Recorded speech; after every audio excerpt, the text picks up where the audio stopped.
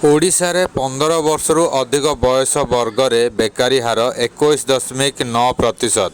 ଆସନ୍ତୁ ଜାଣିବା ଏହାର ସର୍ଭିସେସ ଖବର ବିଷୟରେ। ଓଡ଼ିଶାରେ ସ୍ନାତକ ପାଠ ପଢ଼ିଥିବା ଛାତ୍ରଛାତ୍ରୀଙ୍କ ମଧ୍ୟରେ ନିଯୁକ୍ତି ଏତେଟା ଉତ୍ସାହଜନକ ନାହିଁ।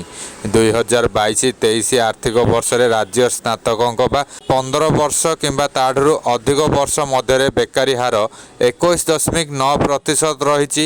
ଏହି ହାର ଆଣ୍ଡାମାନ ଓ ନିକୋବରରେ ସର୍ବାଧିକ 33% ଥିବାବେଳେ ଲଦାଖରେ 26.5%, ଆନ୍ଧ୍ରପ୍ରଦେଶରେ 24% ଓ ରାଜସ୍ଥାନରେ 23.1% ରହିଛି ବୋଲି କେନ୍ଦ୍ର ପରିସଂଖ୍ୟାନ ଓ କାର୍ଯ୍ୟକ୍ରମ ରୂପାୟନ ମନ୍ତ୍ରଣାଳୟ ପକ୍ଷରୁ ଜାରି କରାଯାଇଥିବା ଶ୍ରମ ଶକ୍ତି ସର୍ଭେ ରିପୋର୍ଟରୁ ଜଣାପଡ଼ିଛି। ବଡ଼ ରାଜ୍ୟଗୁଡ଼ିକ ମଧ୍ୟରେ ଓଡ଼ିଶାର ଏହି ବେକାରୀ ହାର ଦେଶରେ ତୃତୀୟ ସର୍ବାଧିକ ରହିଛି।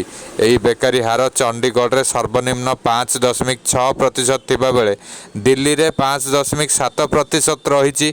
ଶ୍ରମ ଶକ୍ତିରେ ଯେଉଁ ଲୋକଙ୍କୁ ନିଯୁକ୍ତି ମିଳୁନାହିଁ ସେମାନଙ୍କୁ ବେକାର ବିଚାର କରାଯାଉଛି।